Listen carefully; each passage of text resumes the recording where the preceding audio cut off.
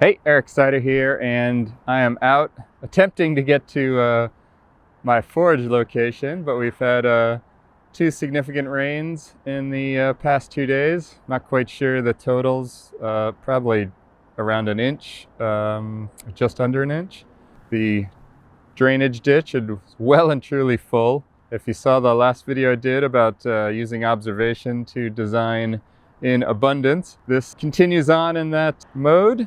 And also, really what I want to highlight is the importance of being out when it's raining and observing water flows, because they're the most critical point in designing your mainframe for your property or project.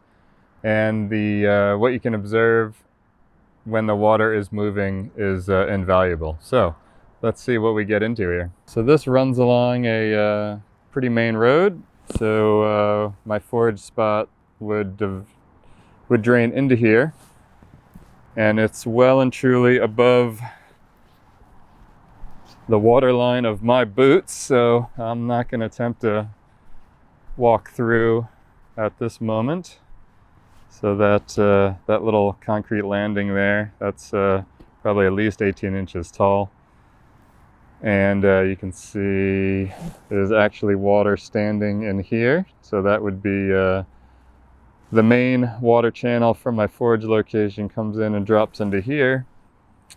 And then you can see there's still water moving into here. So just over this wall, earth bank here, there's a huge, probably, I don't know, 3 or 4 acre flat area to absorb all the extra water, and there's still standing water in there, so that's what's flowing into here. I'd have to calculate on Google Earth how much catchment is going into here, but it's quite significant. I mean, it's a huge school, multiple subdevelopments are all heading right into here. So one, it demonstrates how you can use catchment to your advantage. So particularly in dry lands, you're looking at a 20-to-1 ratio. If you want to farm 1 acre, you need 20 acres of catchment to exist on just the rainfall. So that's one highlight here, but it does show you how much, if you direct it in the right way, how much water you can harvest.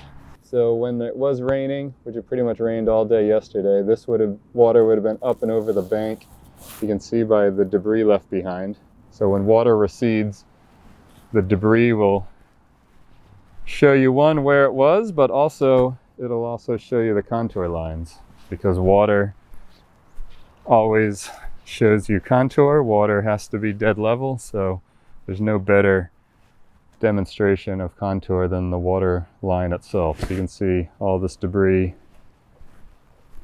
was flowing up here. So I don't see anything up the bank, so I'd say it probably stopped just about here. You can see this goes all the way down there, and I suspect the majority of this whole road feeds into here, as well as all over there.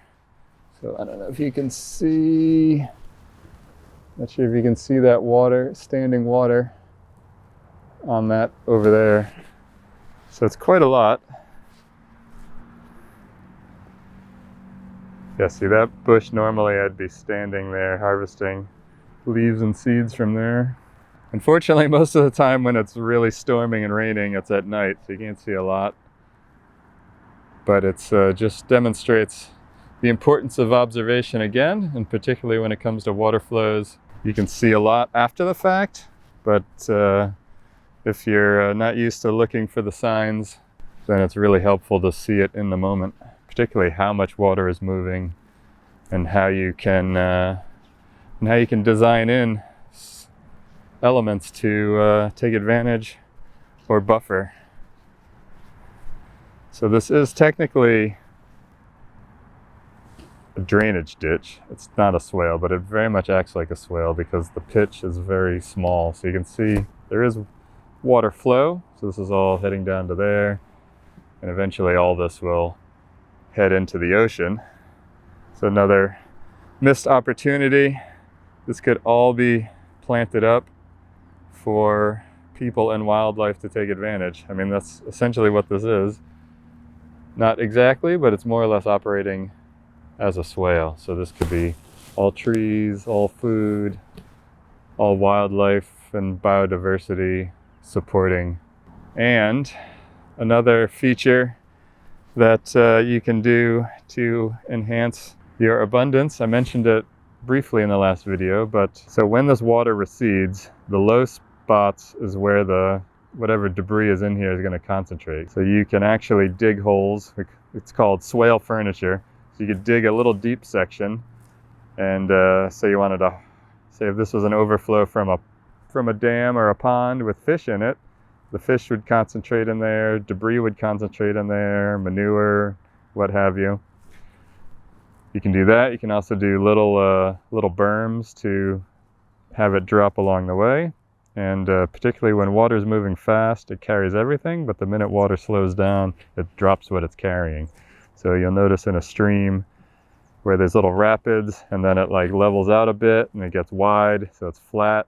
So that's where all the debris drops. So that's another thing. You can concentrate water to move material, and then you can slow it down to have it drop material where you want.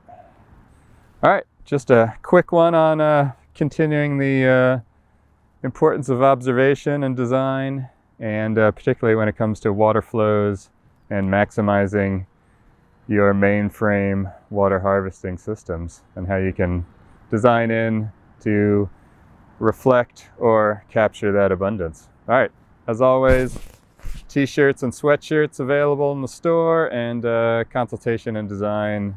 All the links for that will be below. All right, thanks so much for watching, and I'll see you next time.